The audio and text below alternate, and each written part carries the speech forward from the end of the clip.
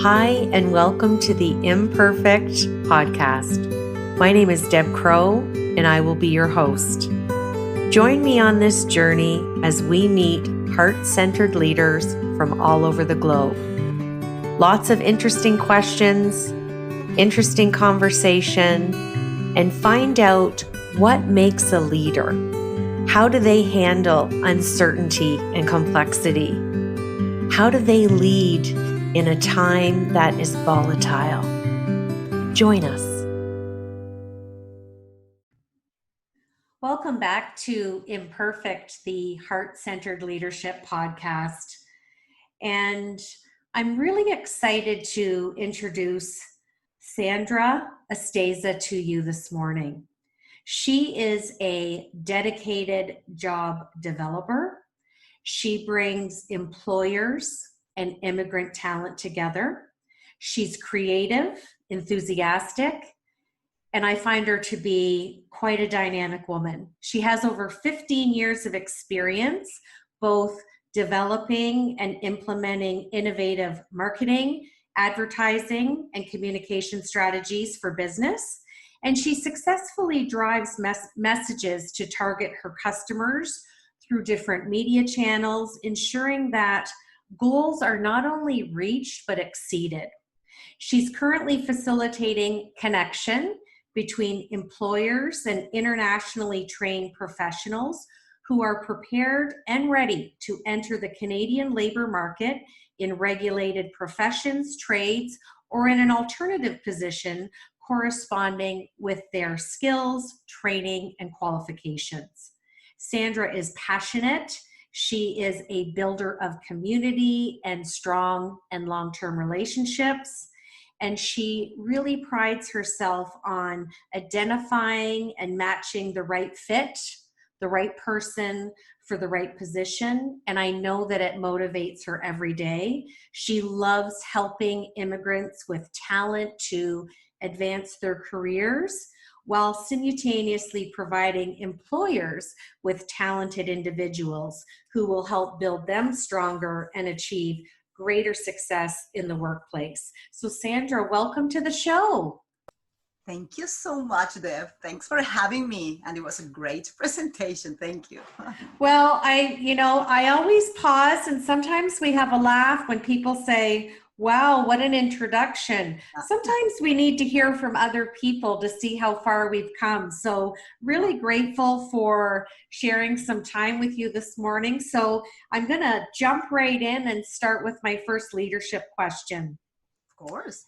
Can you share with us where your love of people comes from and how it has fostered you to become a heart-centered leader? Oh my God, thinking about the people that I want to help every day and the purpose of, identify myself as a leader now that you're mentioning that, it honored me.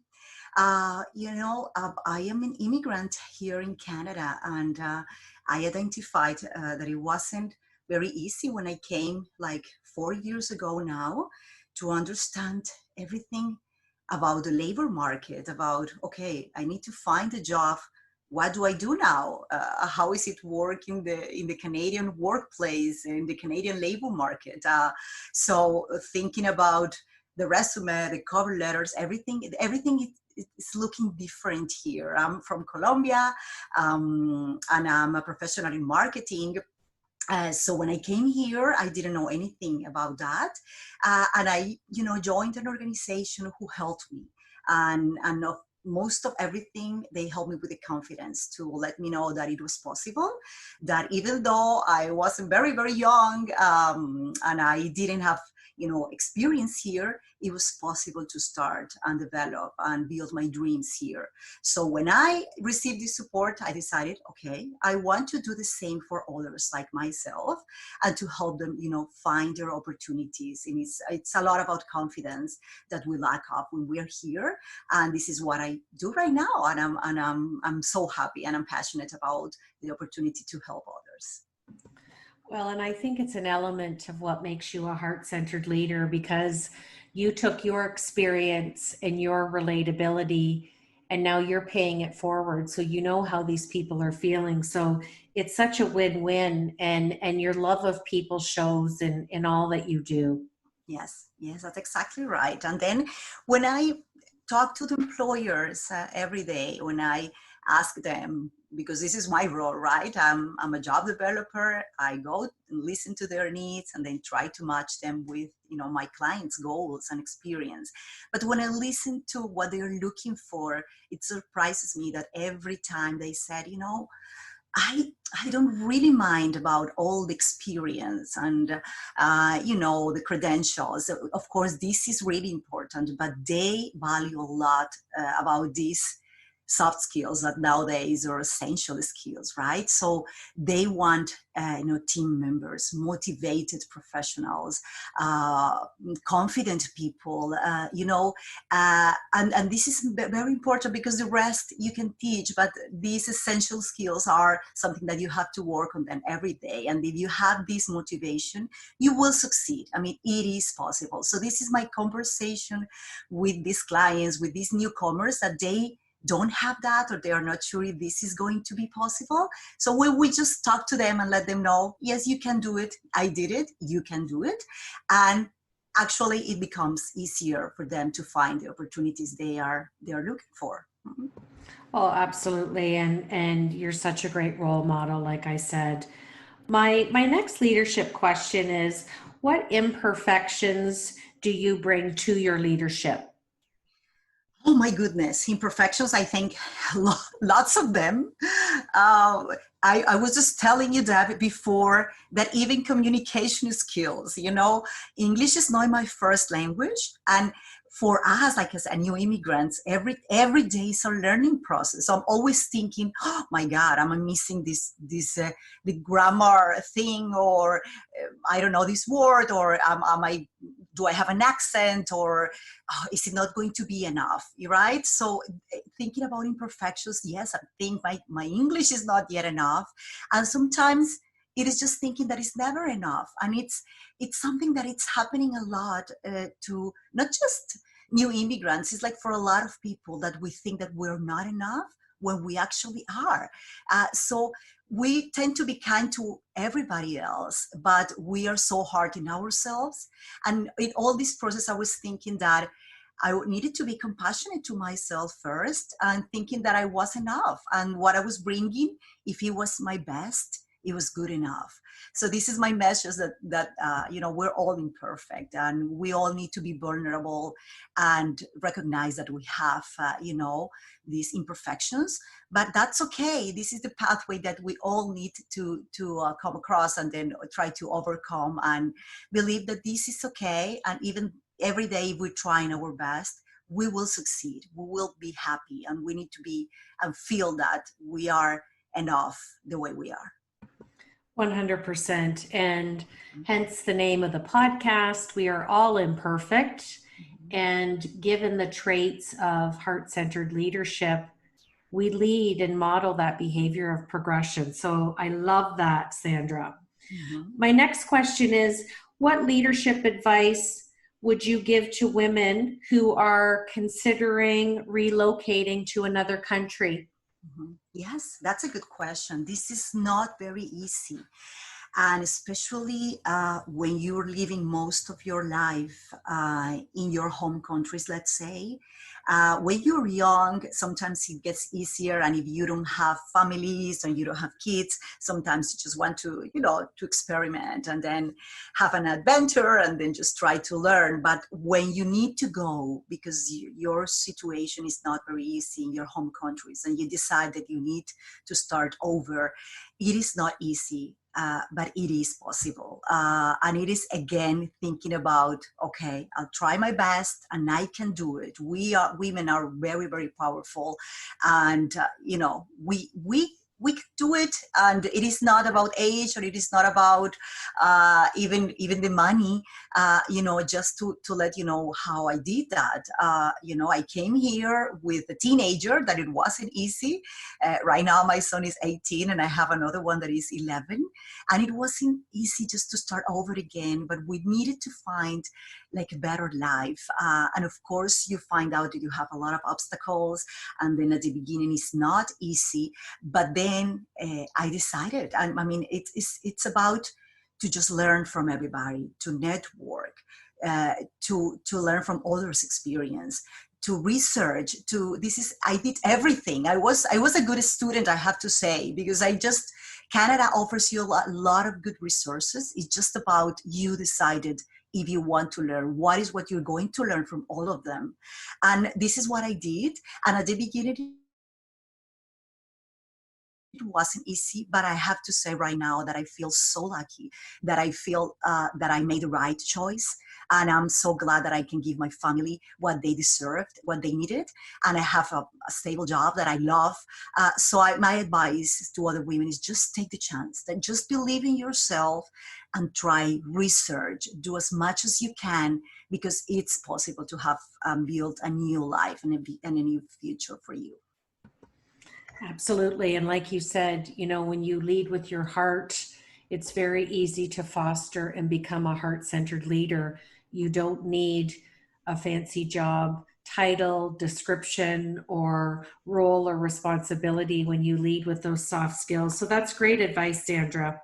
My Yeah. last question is, what skill do you feel you exercise the most when you're building connections and meaningful relationships between employers and internationally trained professionals? Well, I like this question too. I think, caring is so important. What I like about my job is that I have the opportunity to establish relationships. It's not just about connect with employers and just letting them know that I have the perfect fit for the positions that they are looking to fill. It's just caring about them. It's just establishing long-term relationship, not just for, you know, uh, finding jobs or my purpose. And I remember that this is something that I learned from you, that you mentioned that we don't have just to start a relationship about what you do. It's about who you are. It doesn't matter what your title is, what you do for life. It is who you are as a person, as a human being. And this is what I'm trying to do every day with my employers. I'm thinking about this pandemic, everything that we have struggled with.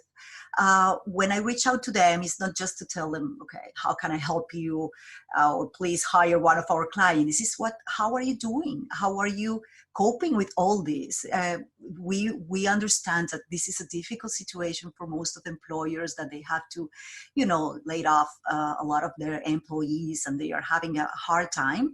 So I was just wanted to help them, right? To ask them how they are doing, and to let them know that I'm here to support them. And with this job that I have right now, that I really love, I have had the opportunity to meet amazing professionals, amazing people overall, that I've learned a lot. And I feel so happy and so lucky to have this opportunity to help others and establish long-term relationships for everything, not just for job purposes. So I feel happy for that. Mm-hmm. Well, and I think with your heart-centered leadership traits that you lead with, I think it's a win-win for your personality, your experience, your expertise, and I think you really transfer those skills with people, and it shows, and you exude your love for people. So I definitely think you're in the right role, Sandra. Thank you. Now, I love to end the podcast with what I call the Fab Four. And Mm-hmm. I'm going to ask you 4 fun questions, and just let us know what's kind of sitting on the top of your mind. My Great. first question is, what is your favorite self-care activity and why? Oh, wow. What I'm trying is to meditate. I don't know how good I am with, because my mind can't stop thinking. But every time I'm listening to, soft music or nature sounds, and just try to quiet my mind, I love meditating right now, or at least trying. Well, I'm a yoga teacher, so I'm very happy to hear that because I always say to my guests and even some of my coaching clients, a busy mind cannot be a mind that has clarity. Oh yeah. So, quieting the mind always allows us introspection and answers and clarity. So, I am very happy to hear that. I'll keep practicing. I'll let you. I have to tell you, I'm not an expert, and it doesn't stop. I can't stop thinking. But when I try to do it and it works, it's like, oh, that feels good. So I'll keep trying. Well, and the hardest part is starting, and you've done that. So, well done. Okay. My second question is, what is one fun fact that we don't know about you? Wow. Fun fact. I don't know how fun it is. Oh my goodness. I, I think I enjoy, singing, because I used to sing, know a lot now, and I like to play the guitar, and I want to think that I'm not that bad. And so, every time I'm just watching these reality shows or The Voice or whatever, I just want to think that I'm part of there. It's kind of a dream that I've had always, and I've never had the opportunity to make it true. But I always want to think that I'm a singer too, right? Why not? So maybe I'll keep trying with that too. Well, that's amazing. So when we get to more openings with social distancing, we're gonna have to Yeah, definitely have an evening of hearing you singing and playing guitar now that I know that. Good yeah, for I may have to you. practice, but I'll try my best. I really enjoy that. It makes me happy, so why not, right?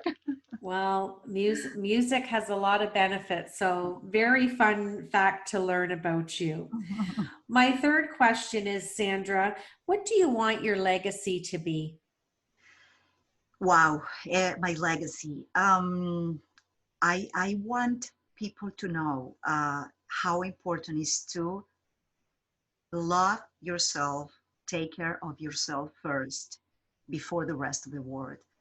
If you don't start by yourself, by thinking you're good enough, that I've said enough today, it's not possible to care about others. And I have struggled with this my whole life, I guess. So this is what I'm learning to do nowadays, and I want people to understand that it's important to think you are the best, you're good enough, you are lovable, you mean to the world. But if you start by from yourself, it will be easier to take care and love others, right? So that's something that I want somebody to remember about what I said. Wow, that's lovely. Hmm. And my last question is, share with us something that's part of your daily mantra. I am. This is something about thinking about meditation and about I am. I like to wake up every day, even the days that I don't believe it's true. I like to, when I open my eyes, I like to say thank you, first of all, just even for the smaller things in life. I like to say thank you. Thank you because I have my warm bed. Thank you because I am alive. I have a family. I have love. I have health. Thank you. That's the most important. And then I like to say, I am pretty. I am smart. I am enough. I am this or that or whatever I think I am not. I just want to say it, and then I start believing it. So this I am and the thank you. This is part of my, mornings and nights every day. Well, and I think that's elements of a positive gratitude practice, which is really important. I think it's been even more important since the onset of COVID Yeah. 19 and everything that we have experienced globally. Yes. And I just really appreciate you sharing that insight. Mhm. And I want to thank you for sharing your time and expertise with me today and wish you all the best in the future. Thank you so much, Dad. I really appreciate and I feel honored about, your invitation and having the opportunity to speak about me today. And you know that I love you so much. And then I think what you're doing is great. And I've learned so many things from you. So I hope I can continue, talking to you because it makes me happy too and it makes me feel positive, every day. So thank you for your invitation, Deb. Absolutely. And I like to end the podcast with my list of 5 things that I think are important to live a purposeful life. Follow your heart, have passion, do your best, know your truth, and always be in love with the journey. This is Deb Crow. Thank you for joining me on Imperfect, the Heart-Centered Leadership podcast.